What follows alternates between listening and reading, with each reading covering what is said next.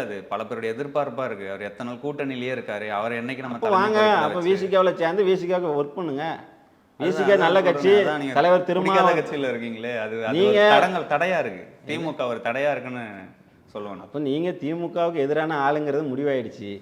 அதில் எந்த சிக்கலும் இல்லை. நீங்க என்ன கொஸ்டின் வச்சாலும் நம்மகிட்ட பதில் இருக்கு.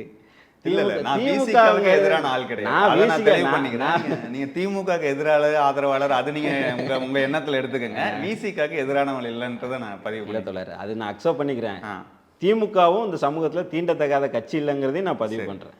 திமுகவை நீங்கள் எதிர்க்கிறதுக்கு ஒரு காரணம் இருக்கணும். அந்த காரணம் சித்தாந்த ரீதியாக இருக்கணுமே தவிர சும்மா அவங்க மேலே இருக்கிற காழ்ப்புணர்ச்சியிலையும் அவங்களுடைய பொருளாதார பின்னணியை வச்சும் இருக்கக்கூடாது. தமிழ்நாட்டில் அப்படி பார்த்தா ரெண்டு பெரிய கட்சி அதிமுக திமுக. அந்த ரெண்டு பெரிய கட்சியில் ஊழல் வழக்கில் கைதாகி உள்ளே போயிட்டு வர்ற அளவுக்கு திமுகவில் யாரும் ஆள் இல்லை. அது எந்த கட்சியில் இருந்தாங்கன்னு உங்களுக்கு தெரியும். அதிமுகவில். சரி. அதிமுகவோட தலைமையே உள்ளே போயிட்டு வந்தது.